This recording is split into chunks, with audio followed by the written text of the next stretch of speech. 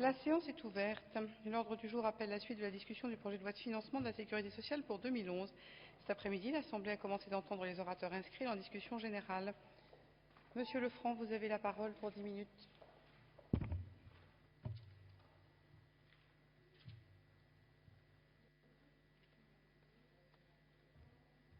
Merci Madame la Présidente, Madame la Ministre, Mesdames, Messieurs les rapporteurs, mes chers collègues. Si nous sommes donc de nouveau réunis pour examiner le projet de loi de finances de la sécurité sociale pour 2011, c'est qu'il s'agit d'un moment fondamental chaque année dans les relations entre le Parlement et le gouvernement, et c'est l'occasion d'échanger ensemble sur les recettes et les dépenses de la sécurité sociale, mais c'est aussi le moment d'évoquer les sujets majeurs de notre système de santé.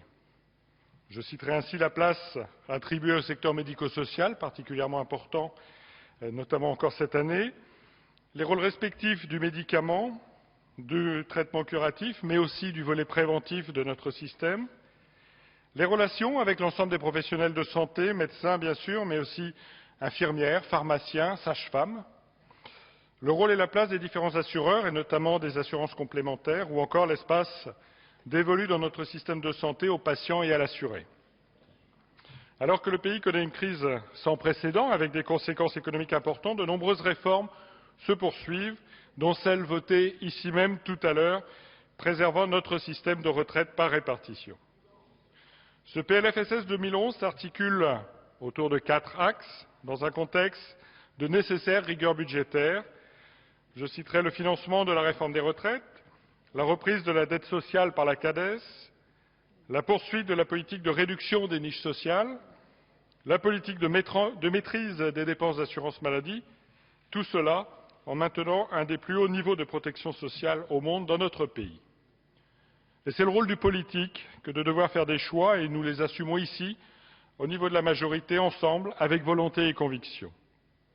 Ainsi, ce PLFSS 2011 est construit sur des hypothèses économiques plus favorables, avec une hausse de la masse salariale à plus 2,9% contre 2% en 2010 et une augmentation du PIB à 2% contre 1,5% l'année précédente. Mais dans ce PLFSS 2011, nous retrouverons un strict respect de l'ONDAM 2010 à 3%, un ONDAM que je qualifierais de réaliste et de responsable, fixé à 2,9% pour 2011, la maîtrise des dépenses de soins de ville, le renforcement des gains d'efficience des établissements de santé en 2011, l'évolution de la prise en charge des patients atteints d'affections de longue durée, les ALD, Madame la Ministre, vous en avez déjà parlé, la mise en œuvre des préconisations du rapport Raoul-Brié sur le pilotage des dépenses d'assurance maladie, mais aussi le renforcement de l'aide à l'acquisition d'une complémentaire santé. Madame la Ministre, dans le cadre des échanges que nous allons avoir pendant ces nombreuses heures, je reviendrai en particulier sur quelques sujets. Le premier sujet concerne les maladies orphelines. Les maladies orphelines sont des maladies rares dont les traitements sont complexes et coûteux. En commission, un amendement déposé et accepté a demandé la suppression de l'article 20 qui propose de taxer les médicaments permettant de traiter les maladies orphelines. Il y va de l'intérêt du respect dû aux patients victimes de maladies rares comme la leucémie chronique ou la myotrophie spinale. La recherche a fait d'énormes progrès, vous le savez, en particulier en France, et notre pays est le premier à avoir mis en place un plan national maladies rares. Il est aussi à l'origine du règlement communautaire sur les maladies rares. Ce serait à notre avis une très mauvaise image à donner de notre pays que de taxer la recherche sur les médicaments qui redonnent espoir aux patients victimes de ces maladies rares. Je vous rappellerai qu'un avenant à l'accord cadre a été signé il y a quelques jours entre le CEPS et le LEM sur la régulation des médicaments orphelins. Et je crois qu'il est important que cet article ne fasse pas fi de ces négociations. C'est pourquoi je vous proposerai, Madame la Ministre, de maintenir la suppression de cet article en renvoyant le règlement de ce dossier à la négociation conventionnelle, ce que vous avez vous-même évoqué la nuit dernière dans cette Assemblée. Le second point que je souhaiterais aborder traite des maisons de naissance et de l'article 40 de ce PLFSS. La Commission, lors de l'examen du texte, a adopté un amendement visant à supprimer cet article. L'article 40 préoccupait en effet un certain nombre de députés, toutes tendances confondues, sur le plan de démarche de la mise en place des maisons de naissance et aussi sur le plan de la sécurité. En ce qui concerne cette démarche, nous vous demanderons, Madame la Ministre, de nous préciser davantage les notions de statut, d'organisation, de conditions d'implantation et de financement de ces maisons de naissance, qui nous semblent devoir être précisées. Mais l'article nous pose surtout un problème majeur de sécurité. S'il convient en effet de ne pas surmédicaliser l'acte physiologique et la grossesse, il ne faut pas pour autant oublier, et c'est un ancien interne de néonatologie qui le dit, les accidents toujours possibles, comme les hémorragies de la délivrance, qui parfois peuvent tuer en quelques minutes. L'accouchement sera toujours une période à risque pathologique important.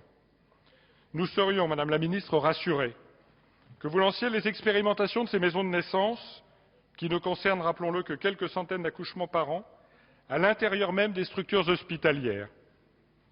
C'est à cette condition que seront assurées les dispositions de sécurité indispensables à l'heure où la mortalité infantile recommence à augmenter en France. L'INSEE l'a précisé hier, pour la première fois depuis 30 ans en effet, la mortalité infantile est passée de 3,6 à 3,7 pour 1000 naissances vivantes. La France est ainsi passée du 5e au 14e rang européen. L'INSEE précise également que des études sur les pratiques d'accouchement sont à mener pour savoir d'où vient ce regain de mortalité infantile. Le troisième point sur lequel je souhaiterais revenir concerne l'article 37 et la mise sous entente préalable des centres de soins de santé et de réadaptation.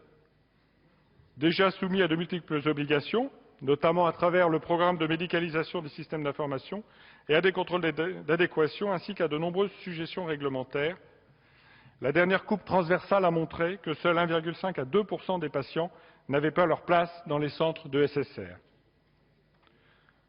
Nous proposons donc de ne pas rajouter des procédures administratives supplémentaires, d'autant qu'elles risquent d'augmenter le coût des transports sanitaires si les centres de SSR voient diminuer leur nombre de patients.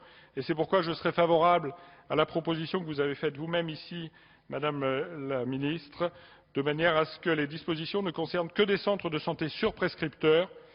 Je pense qu'à cette condition, nous pourrons effectivement proposer de voter cet article de loi. Le quatrième point, enfin, aborde les questions liées au problème des victimes de l'amiante. L'article 49, notamment, contient une évolution intéressante avec la proposition d'instituer une prescription décennale. Mais il convient, nous l'avons dit en commission, comme pour toutes les autres mesures relatives à l'amiante, de se référer à la date de consolidation de la maladie, notion clairement définie, à l'inverse de la date du premier certificat médical, comme l'a régulièrement rappelé la Cour de cassation. Il est en effet apparu, après différentes concertations, que la consolidation était le seul critère de point de départ de la prescription en matière de dommages à la personne, de sorte que la discrimination concernant les plaques pleurales, les épaississements pleuraux et l'asbestose, pour lesquels le délai de prescription court à compter de la date du certificat médical, ne pouvait être maintenu. C'est pour cela donc que j'ai proposé cet amendement visant à se référer à la date de consolidation. Par ailleurs, la Commission a adopté un des amendements concernant la modification des critères de prise en charge dans le cadre du FCATA. Je propose, par cet amendement, que le système de liste d'établissements en vigueur pour l'attribution des dérogations soit remplacé par un système combinant une liste de secteurs d'activité et une liste de métiers à risque. C'est une demande ancienne de l'ensemble des victimes de l'amiante et de leurs associations, mais aussi des professionnels des secteurs concernés. Et j'en profite, Madame la Ministre, pour demander à ce que le gouvernement nous fasse le point donc, sur l'état actuel de ce dossier amiante, ainsi que sur les dispositions prises dans le cadre de la réforme des retraites pour protéger les victimes de l'amiante. Enfin, Madame le Ministre, pourriez-vous nous faire état, ou demander à vos collègues du gouvernement de nous faire état de l'avancement du rapport sur la filière individuelle d'entrée dans le FCATA, qui a été voté par un amendement parlementaire ici l'an dernier dans le cadre de la loi de finances de la Sécurité sociale 2010 et qui devait nous être remis pour le 30 septembre dernier. Je voudrais enfin, pour conclure, vous remercier dès à présent, Madame la Ministre, pour votre écoute quant aux interrogations et aux propositions des députés et dont vous avez fait l'état cette nuit ici même. Et je ne doute pas que nous trouvions ensemble un accord sur ces quelques points qui ne doivent pas occulter la vision d'ensemble de ce PLFSS basé sur l'équilibre, la justice et la rigueur budgétaire. Je vous remercie. Merci, Monsieur Lefranc.